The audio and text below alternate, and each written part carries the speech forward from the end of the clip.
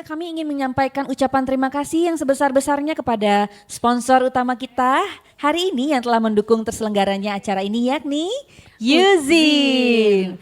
Dan juga sebagai sponsor dan pendukung acara Designers Talks 12 HDI Jawa Barat, Design Transformation Designers of Their Era. HDI sekarang bekerja sama dengan Mind Talks untuk kolaborasi acara ini untuk menjalin kerjasama yang baik di dunia komunikasi dan teknologi.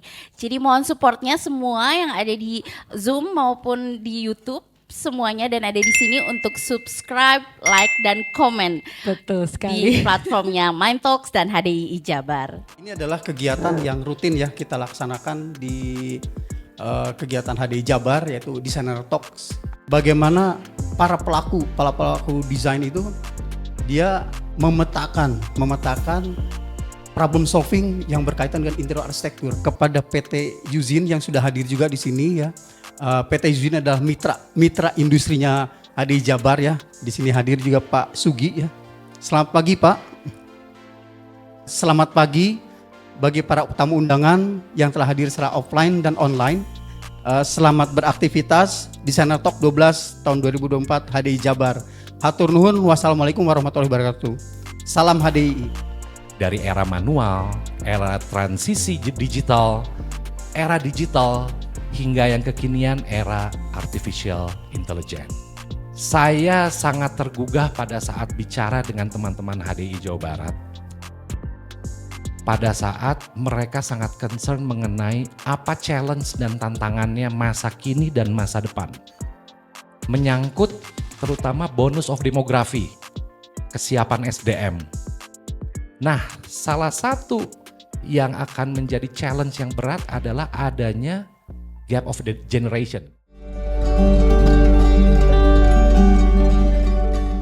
Saya ingin menjelaskan milenial itu seperti apa. Nah, kalau menurut pakar dari yang lahir tahun 1980-an sampai 1990 sampai awal 2000-an, itu masuknya generasi milenial.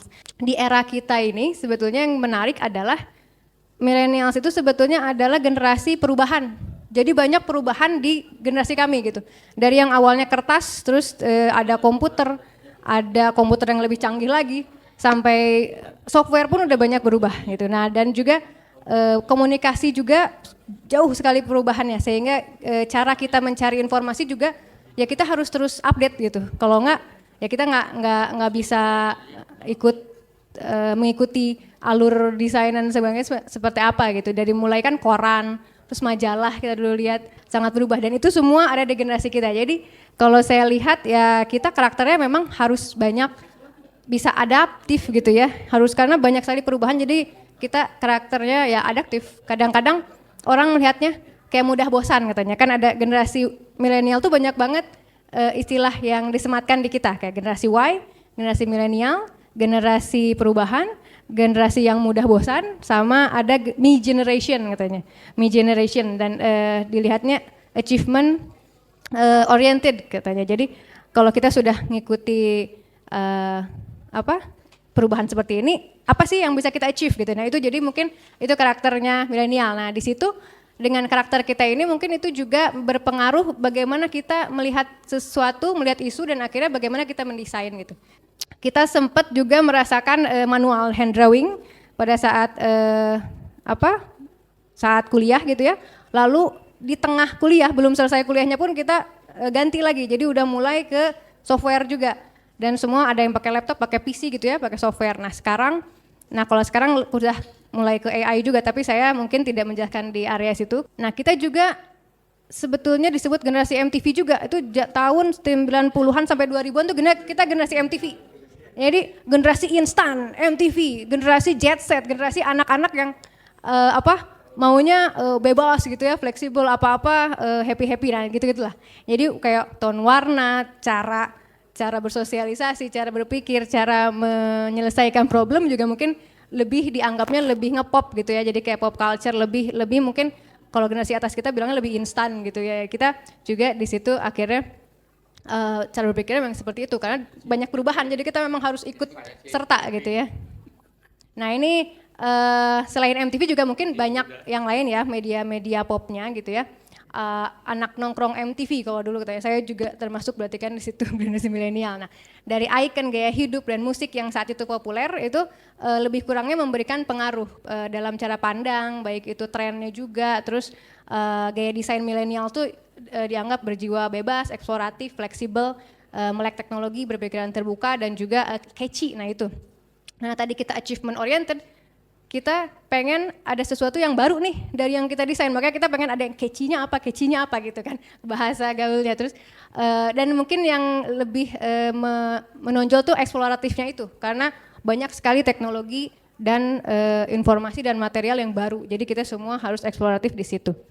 Nah ini perkembangan teknologi yang tadi itu dari kita mulai tools ya, jadi lebih ke tools ya, karena programnya itu programming dan lain sebagainya tetap sama. Yang membedakan mungkin tools. Kalau dulu Pak Aing itu pasti semuanya manual drawing. Maka angkatan Pak Aing itu manual drawingnya bagus-bagus banget. Nah Pak Bagus juga masih manual drawingnya sangat kuat gitu ya. Nah kalau di kita manual drawing, tapi setelah itu kita juga harus mengadaptasikan diri kita juga ke teknologi gitu. Jadi kita akhirnya saat itu milih banyak tools yang cocok dengan kita, seperti apa sih cara kerja kita gitu. Nah ini kayak gini dulu kita menggambar dari kertas tuh, saya masih ke alaman nih komputer yang jadul cembung itu, saya masih masih pakai kode gitu masukinnya, terus main game kucing lompat-lompat tuh waktu saya SD sih sebenarnya. Pak Didit waktu kapan Pak? Saya SD Pak. Nah terus langsung ke komputer yang lebih flat gitu ya, lebih canggih, lalu akhirnya ke laptop. Jadi angkatan saya tuh dulu kuliah banyak banget yang merender pun akhirnya mencoba di laptop gitu. Lalu untuk informasi pun jauh. Dulu koran, lalu ke majalah, dulu majalah Laras, majalah Idea itu masih banyak, kita semua Asri gitu ya, majalah Asri. Banyak dosen-dosen saya juga penulis di situ gitu, punya rubrik masing-masing. Kita masih lihat ke sana, tapi lalu tiba-tiba internet gitu ya, IoT tadi kata Pak Aing, kita melihat ada BlackBerry, lebih canggih lagi sekarang smartphone macam-macam. Jadi mencari referensi pun sebetulnya jadi lebih cepat. Nah seperti ini, kayak dulu saya cuma taunya keramik gitu ya, granit, marmer, tiba-tiba ada solid surface. Nah itu makanya pas saya ngedesain apa-apa saya pakein solid surface. Terus dosen saya, ini kenapa semuanya solid surface? Karena kan kita baru kenal gitu kan. Terus ada rooster, zaman itu populer tuh, zaman saya baru fresh grade tuh lagi populer, semua pakai rooster, interior, arsitektur pakai rooster, macam-macam rooster, laser cutting dan lain sebagainya. Terus dan di zaman saya sempat populer juga material printing, jadi custom. Nah di sini saya mau share toolsnya yang mungkin saat itu kita pakai. Nah awalnya ya mungkin kita tetap mulai dengan manual tools, jadi tahun 2000-an awal tuh menggambar pakai komputer udah mulai berkembang tapi belum populer waktu itu di angkatan saya. Lalu mulai 2005-2006 komputer belum populer juga, tapi di 2007 itu mulai muncul software-software yang mulai populer seperti AutoCAD, SketchUp, 3D Max. Itu kita mulai coba-coba, jadi kita mulai beli laptop, mulai pakai PC, mulai install seperti itu software-softwarenya. Nah ini mudahnya di AutoCAD adalah kalau salah cepet digantinya. Jadi kalau manual kan kalau salah ya kita tip X dulu atau apa gitu kan, kadang-kadang digambar ulang dulu gitu. Jadi lebih cepat. Jadi makanya tapi apa yang orang lain harapkan terhadap kita pun kita harus menghasilkan desain yang cepat gitu, karena mereka tahu ya kan pakai itu cepet gitu kan, jadi harus lebih cepat lagi gitu prosesnya. Nah ini kayak salah ukuran diganti, skala semuanya udah saya bikin satu garis, skalanya bisa diatur nanti pas ngeprint gitu ya, itu lebih mudah sih memang. Terus masuk waktu itu ke software modeling, kita bisa mengimport gambar AutoCAD ke sini, jadi lebih cepat juga. Bukan bikin dari awal garis dinding 15 kali 2 meter gitu ya, enggak. Tapi langsung klik, naik. Software dulu itu, modeling yang suka saya pakai itu, dia ada style-style di dalamnya. Jadi dia juga menyediakan style yang kayak ala kartun, ala sketsa pensil itu yang di tengah, dan juga bisa diwarnainnya macam-macam. Jadi sebetulnya itu membantu kita banget gitu ya untuk mempresentasikan beberapa desain ke beberapa orang, karena ada yang lebih seneng sebetulnya sense hand drawing gitu ya. Tapi kalau mau cepet ada caranya juga gitu. Ini kan kita bikin modeling, tapi stylenya kita bisa bikin jadi hand drawing kayak gini. Jadi yang tadi modeling 3D modeling, tapi saat di rendernya dalam bentuk seperti ini ada stylesnya dan itu bisa di download. Itu cheatnya kita lah Pak, biar karena orang pengen cepet, karena kita kan mereka tahu kita bisa gambarnya cepet dengan digital, tapi kita juga pengen yang cukup estetis, tapi juga saya juga tetap pengen ngasih sentuhan hand drawing, ya gitu, jadi gabung.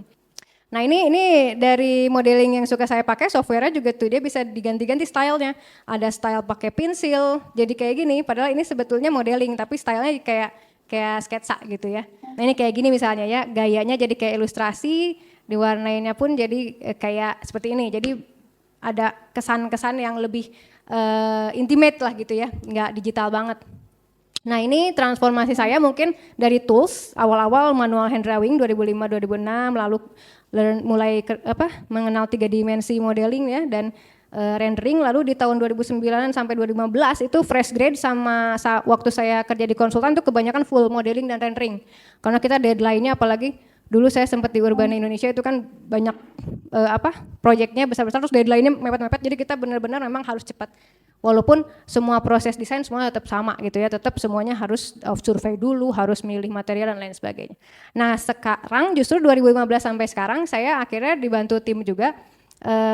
Saya sebetulnya memang saya sendiri sih ya, lebih seneng manual hand drawing. Jadi kayak saya tetap nge-sketch, oke ini begini, nanti drafter yang menggambar, atau misalnya dibantu sama mahasiswa saya kadang-kadang coba cari referensi, saya manual sketch lalu dia mentransformasikannya tuh lewat digital. Oke, ini selanjutnya mungkin beberapa karya saya yang tadi. Nah ini yang Amira Hotel di 2013 ini sudah selesai desainnya, cuman belum dibangun.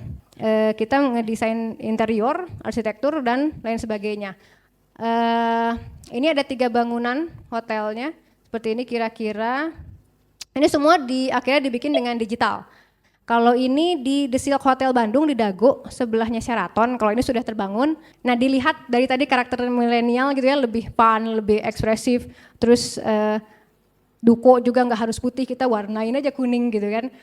Ini rumah tinggal semuanya dengan desain. Nah yang membedakan kita mungkin alur kerja ya. Kadang-kadang kalau prosesnya sama tapi alur kerjanya mungkin beda. Jadi kadang-kadang sebelum mulai survei kita malah mulai dengan referensi dulu.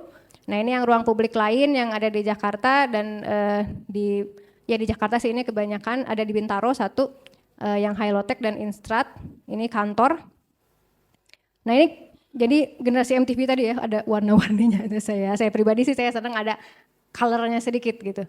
Nah ini saya sengaja ambil yang belum saya render. Jadi kadang-kadang saya juga sebelum desainnya di-oke kan gitu ya oleh klien, saya nggak ngerender dulu. Jadi saya ini untuk menjelaskan dulu, Pak Bu ini sistemnya nanti seperti ini saat tertutup kasurnya, lalu saat kasurnya dibuka itu kamarnya seperti ini. Nah ini konsep desain di Wilmar Headquarters di Serang. Waktu itu ada beberapa masih beauty contest, jadi kita akhirnya sebelum survei ke sana ya kita beauty contest dulu, mana yang nanti mereka pilih mana yang paling oke, baru kalau sudah oke ya kita survei yang detail, ngukur-ngukur dan lain sebagainya gitu. Ya mungkin